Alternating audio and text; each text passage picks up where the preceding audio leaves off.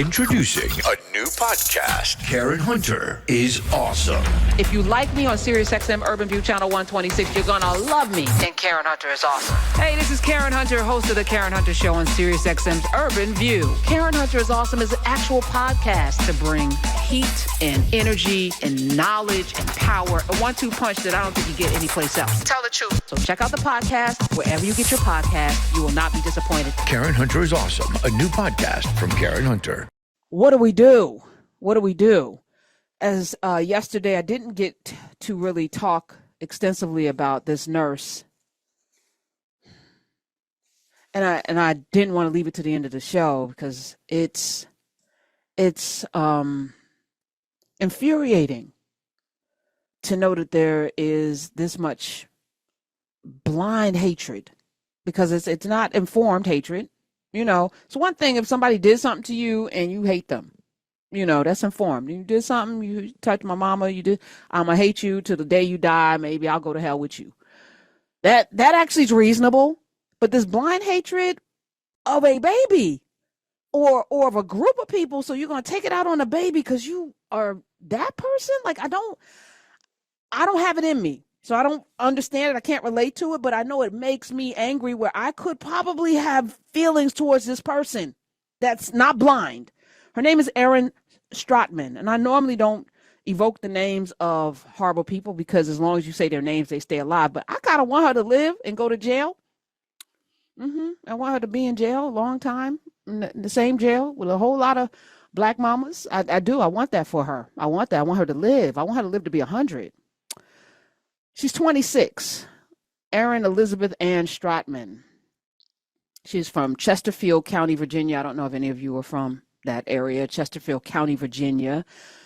She's been charged with malicious wounding and felony child abuse. I'm going to get more into the story, but Tizzy ENT, he's been on the show before. He does a lot of these comments on social media where he brings forth stories that people should know. I'm going to play a clip from his TikTok, and then I'm going to get into it. And I'm going to give out the number, 866-801-8255. If you have insight, wisdom, or strategy, let's hear from it. Let's hear from you today. All right, Smith, play the clip.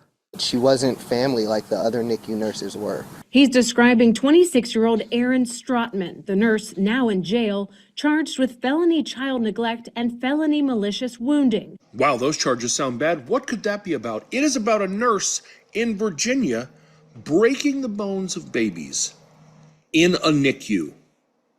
The most vulnerable, defenseless human beings on the planet, allegedly breaking their bones. Around the end of November 2024, staff members discovered that 3 babies at Henrico Doctors Hospital NICU had unexplainable fractures, similar to an incident involving 4 babies in the summer of 2023. So 3 babies in November of this year, but 4 babies back in 2023. And as part of this story, they announced that they're reopening the investigation in those babies from 2023. Why were those investigations closed? You closed them not knowing how those babies got injured? Like 4 babies with broken bones in your NICU is a lot. Why would you close the investigation if you had no idea what happened? Well, the reality is they did have an idea what happened. Stratman was put on paid administrative leave by the hospital for a year after the 2023 cases of NICU abuse came to light, and then was allowed to return in late 2024. They suspended her for a year with pay. And miraculously, during that year, no babies with broken bones. And then after a year of paying her to sit at home, after clearly suspecting her of being responsible for harming those first 4 children, they brought her back. And what happened? She immediately started breaking babies' bones. Also, I don't know the identity of all the babies involved, but so far the babies that we know about are all black.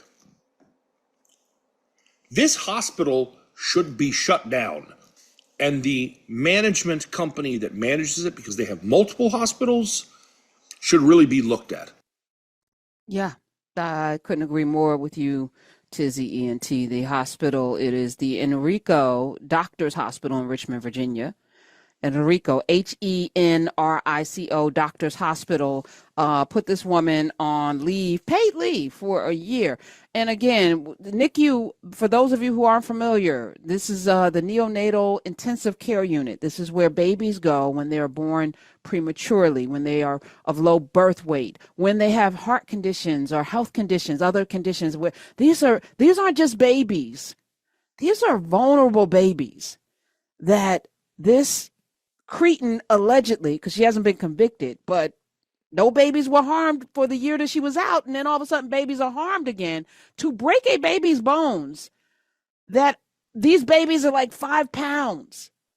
These babies are maybe 37 weeks out of the womb. These babies have heart conditions, brain issues. These are vulnerable babies in the NICU, and she broke their bones, and they were Black babies. And she's not a Black woman. She's a woman that has so little melanin that I will not finish that sentence. She faces 10 years in prison for the felony child neglect charges and 20 years for malicious wounding. Now, those are the charges against her if she's found guilty. But I have a larger question, because anybody that has to go to the hospital, anybody that has delivered a child, anybody that has delivered a child that has been not well when delivered, prematurely, you are having your heart in your throat already. And to think that a nurse who is there to serve and protect, I'm saying that on purpose, you and your family, to provide comfort and expertise, is breaking the bones of your baby. I knew that in that moment when I first heard the story, why God put me on the earth and not to have children. And I'm going to say less about it because I feel a way right now. And none of these babies are mine. I feel a way.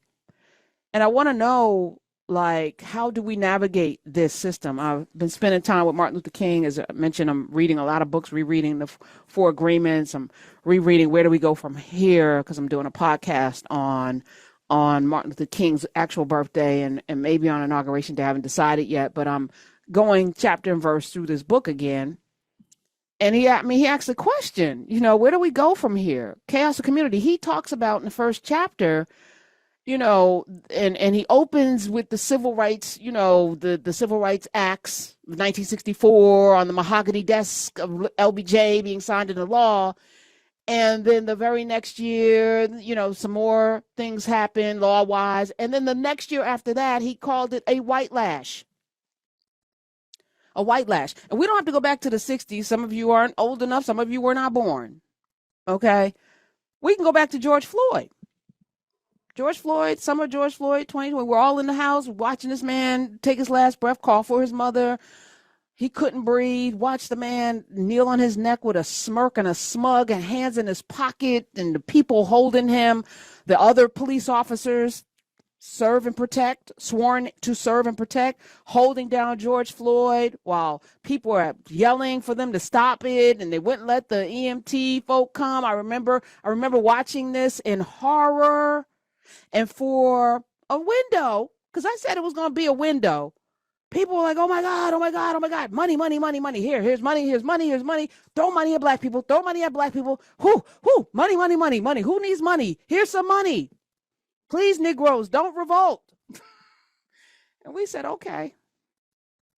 Because in some ways, maybe somebody thought this would be the shot across the bow that would end all of this. No, it was a window. I said it.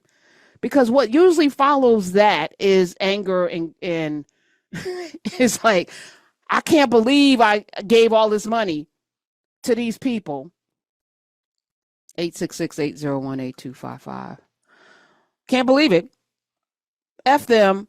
And then the white lash comes, because what people never want, and this is across the board, it's not white people, it's people. Nobody wants to be accountable. Nobody wants to sit in their own guilt.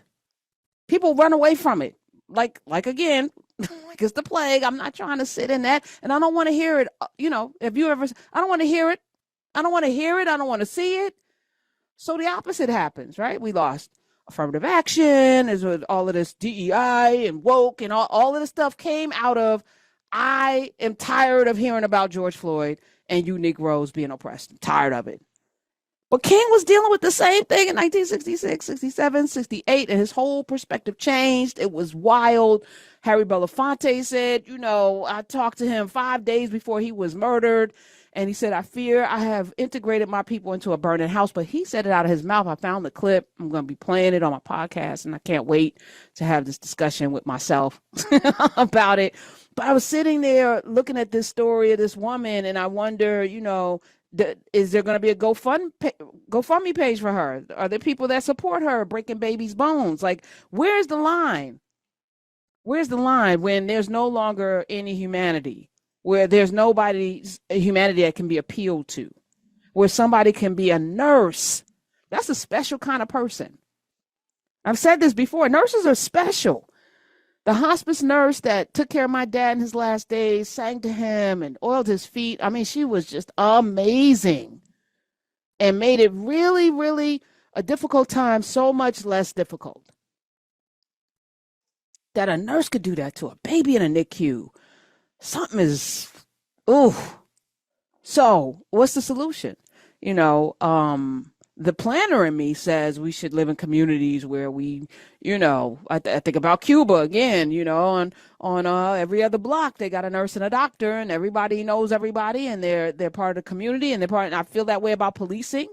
Police should come from the community, your nurses, your teachers, because there's an accountability. I have to see you every day, but I live with you. I live around you. So I'm going to say I'm part of you. But that's very tribal, but maybe that's what needs to happen right now. It needs to happen. Maybe that's what we talked a little bit about it as it relates to our spending in our community and how we build. Like this is untenable and it's unacceptable. And, for people who are wired a certain kind of way, an eye for an eye leaves everyone blind. I was on this, told you earlier, this is, I think, a podcast with Michael Steele. And one of the people suggested we need to fight them with, like this kind of like, we need to be nasty. And I was like, nah, I don't have it in me to be that. I don't want you to degrade who I am. I shouldn't have to lower my standards of myself to be in community with you. Let me not be in community with you. I value me. I value you. So if we're valuable, let's remove ourselves from the situation, and let's let them eat their faces and do whatever they're gonna do, break their own babies' bones. But no, you're not gonna touch our babies. So I didn't want to talk about this story yesterday because I was running out of time. But as I sit here and I look at that, and there was another story about a chat group that has 70,000 plus people in it, men. Let me be specific. It's a rape chat where they talk about how to get away with rape, how to how to find the women to rape. And I was like y'all are having conversations about rape. And then I was like, oh, Epstein had a whole island. Puffy's in jail right now for sex trafficking. Y'all could argue with yourself, okay? Because and I know, allegedly or not allegedly, stuff ain't right in this country. Sex trafficking, human trafficking, little girls missing, a lot of black girls missing. There's not an uproar unless her name is Natalie Holloway, but there's a lot of children going missing in this country and we don't say anything. That's a problem. That's a problem. And yes, we can't think about everything. It's tough. It's enough. I just got to, take care of my family. I can't, it's too many things to think about. But we're really thinking about one thing, and that's humanity. Do we have it or don't we? And if the answer is yes, we have it, then it becomes easy. I think, right? And is this wrong? Yes. Okay. We all agree it's wrong. Yes. Okay. So what's the solution?